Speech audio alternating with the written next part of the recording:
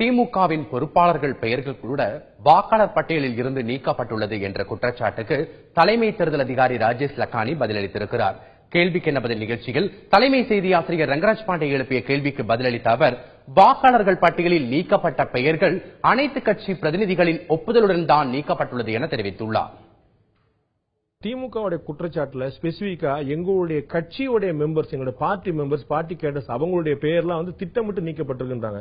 இது எப்படி நடக்கும்? இல்ல, இது பத்தி அவங்க சொல்லிருக்க மாட்டாங்கன்னு நினைக்கிறேன். பிகாஸ் எல்லா இடத்துல நம்ம 65,616 பூத்ல வாக்குச்சாவடியில அவங்களோட ஏஜென்ட்டும் கையெழுத்து வாங்கியிருக்கோம். யார் யார் பேர் நீக்கிறோம், அவங்க மட்டும் இல்ல, எல்லா பொலிட்டிக்கல் பார்ட்டி யார் யார் வந்தாங்க அவங்களோட கையெழுத்து வாங்கியிருக்கோம். நீக்கிறது பட்டியல் சரியா இல்லையா, சோ அவங்க சரி பார்த்ததுக்கு அப்புறம் தான் கையெழுத்து போட்டிருக்காங்க. இதே நான் ஆட்சேபனை தெரிவித்தாங்க, அதை நம்ம நீக்கல.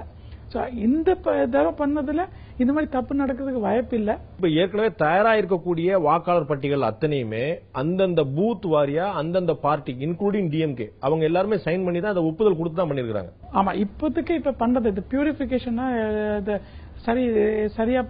சரி பண்றது டிரைவ்ல எல்லா கிட்ட கையெழுத்து வாங்கியிருப்போம். யார் பேர் நீக்கிறோம், யார் பேர் பண்றோம்.